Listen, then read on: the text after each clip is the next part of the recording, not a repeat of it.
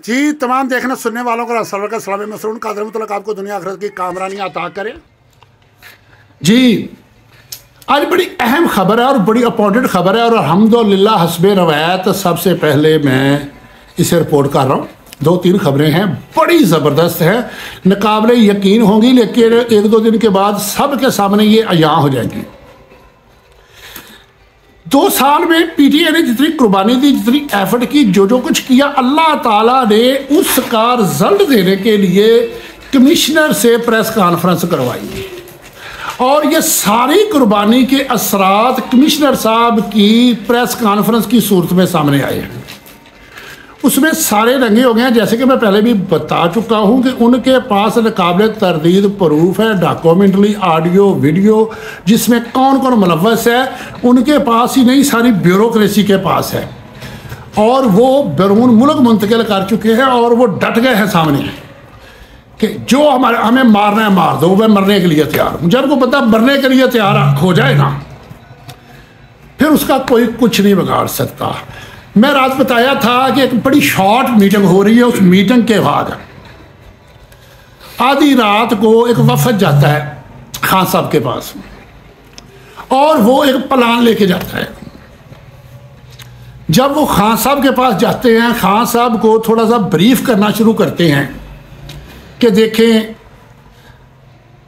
इस तरह से हालात ऐसे आ गए हैं कि अब हमारे अदारों की बदनामी होना शुरू हो गई है, इंटरनेशनल सतह पे सवालात उठ रहे हैं अदारों पे, और अगर हमारे अदारे बदनाम हो गए दुनिया में, अगर इन्होंने मकाम खो दिया तो हमारे मुल्क का क्या बनेगा, दूसरे मुल्क हम पे ट्रस्ट नहीं करेंगे।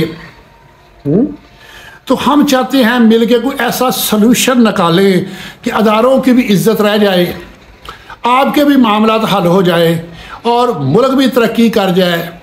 वो उन्होंने तमहीद जब बांधी ना, तो खान साहब ने तमहीद सुन के उनको आगे से पता क्या कहा, उन्होंने कहा बड़ा आसान सा हल है, अदारे भी महफूज, मुल्क भी महफूज, तरक्की भी, सारा कुछ, इज्जत भी। उन्होंने कहा कि आप लोग ऐसा करें कि सोमवार को दरख्वास्त है इलेक्शन के बारे में चीफ जस्टिस साहब के पास, किसे कालउदम करार दिया जाए।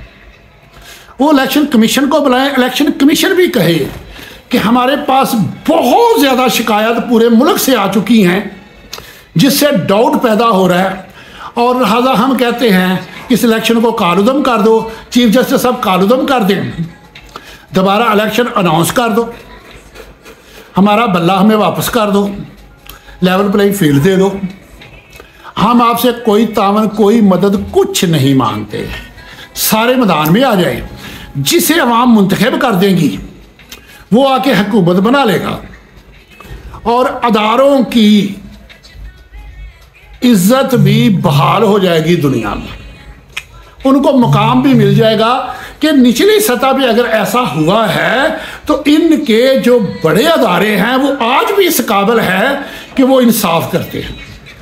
वो एक दूसरे का मुंह देखना शुरू हो गए कि हम क्या करें। उसमें फिर उन्होंने अपना मुद्दा नहीं बयान किया, उन्होंने कहा हम दोबारा आते हैं मशवरा करके। बाहर भी कुछ लीडरों से उनकी मीटिंगें हुई हैं तो उन्होंने आगे से कहा है कि ये जो बातें आप हमसे कर रहे हैं ये जाए और जाके खान साहब से करें। अच्छा, ये अभी 100% कन्फर्म नहीं हो सका। मुझे एक तरफ से ये पता चला है कि साथ थे, एक तरफ से कहा है कि मुझे नहीं यकीन कि साथ थे या नहीं। लीडरशिप में से भी कोई साथ था, शाहमूद कुरैशी साहब, खान साहब दोनों के साथ। वहां फिर सुबह तहज्जुद के वक़्त मीटिंग हुई है और उन्होंने इनको ऑप्शन ये दिया है, मरकज़ में और केपी के में हुकूमत आपको देते हैं, पंजाब नून लीग को देते हैं, सिंध पीटीआई को देते हैं और बलूचिस्तान जो है वो देते हैं इसको मौलाना फजल रहमान साहब को। आप ऐसा करें कि इसी तरह चारों जमातें एक एक गवर्नर अपना बना लें। खान साहब ने कहा कि ये बात मानने से बेहतर है कि मैं पार्टी ख़त्म कर दूं। यही तो मेरा झगड़ा है कि मैंने इनके साथ मिलके नहीं चलना। मुझे मेरिट चाहिए, मुझे इंसाफ चाहिए। मेरी जमात का नाम है तहरीक इंसाफ, इंसाफ की तहरीक। मुझे इंसाफ चाहिए।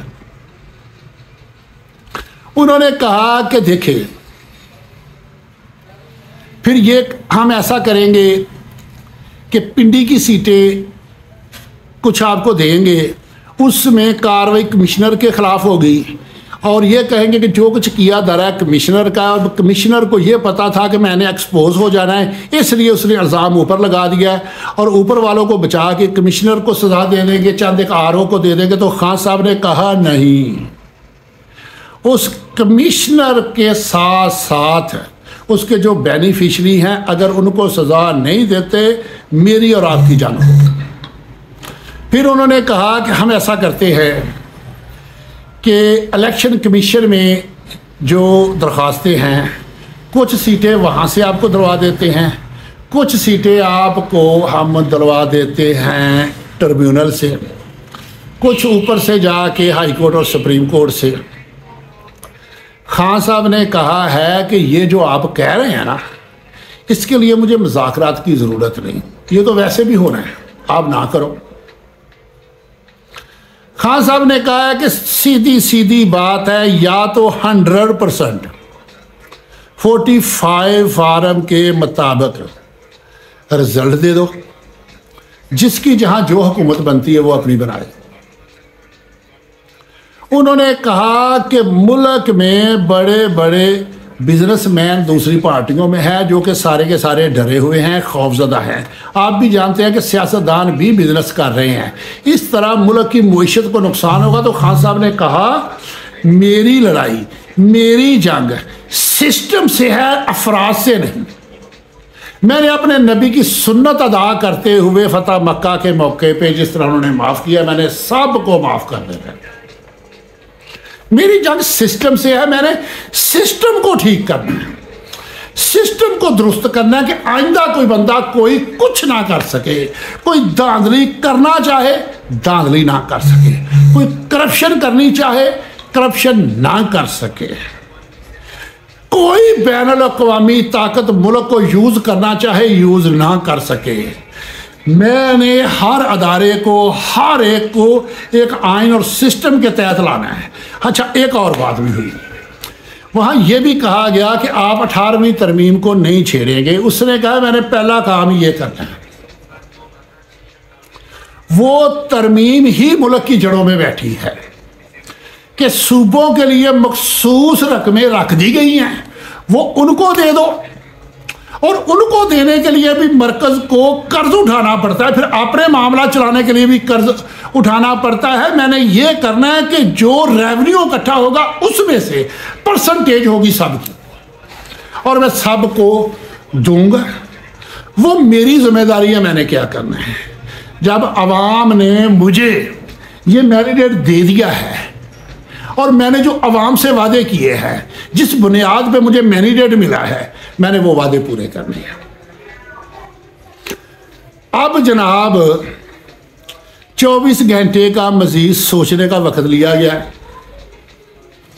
अदारे बुरी तरह फंस चुके हैं और इसमें जो अल्लाह की गैबी मदद आई है वो ब्यूरोक्रेसी का स्टैंड है। यार, इंसान कितना भी बुरा क्यों ना हो, उसके अंदर एक ज़मीर होता है और ज़मीर एक हद तक बोझ बर्दाश्त करता है। जब हद से ज़्यादा बोझ उस पर लोड किया जाता है ना, तो फिर वो उसको बावर करवाता है।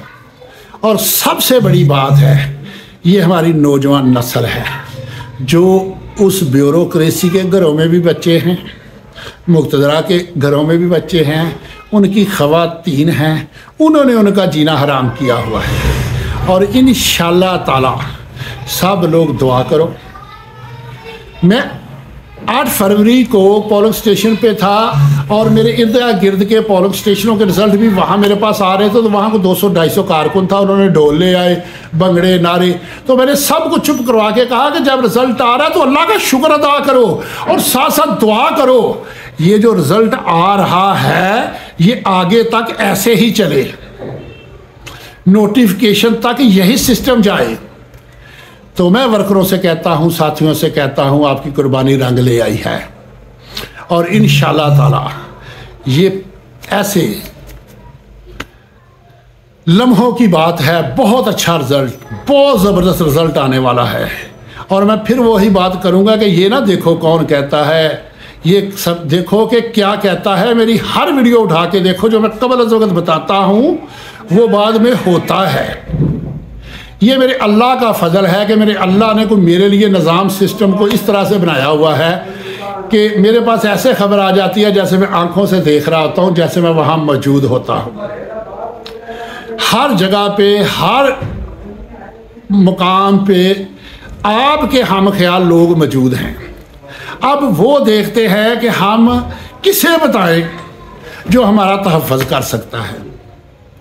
तो मैं तो इस काबिल नहीं, लेकिन उनकी मेहरबानी वो मुझे इस काबिल समझते हैं और अब तक मैं उनके अतमाद पे पूरा उतर रहा हूँ और वो मुझे बता रहे हैं और मैं आप लोगों को बता रहा हूँ। मेरी इस वीडियो को ज़्यादा से ज़्यादा शेयर किया करो, लाइक किया करो, मेरा चैनल सब्सक्राइब कर लो। अल्लाह के फजल से लम्हा ब लम्हा आने वाले वक्तों की वो खुशखबरियाँ आपको सुनाऊँगा जो हमारे कायदीन की मजबूरी है, लीडरों की मजबूरी है, वो नहीं बता सकते। क्योंकि कुछ ऐसा होता है, कुछ असूल और ज़ाब्ते होते हैं, कुछ अखलाकियात होती हैं जिनसे बात की जाती है, उनसे साथ ये भी तय किया जाता है कि हम किसी को नहीं बताएंगे, लेकिन मैं उस चीज़ का पाबंद नहीं हूँ। और हो सकता है बहुत अहम बातें मैं ना बताऊँ, लेकिन उतनी जितने की आवाम को ज़रूरत है वो मेरे चैनल से मिलेगी। कोई जुगनू तारा संभाल रखना, मेरे अंधेरों की फ़िक्र छोड़ो, बस अपने घर का ख्याल रखना। अल्लाह हाफ़िज़।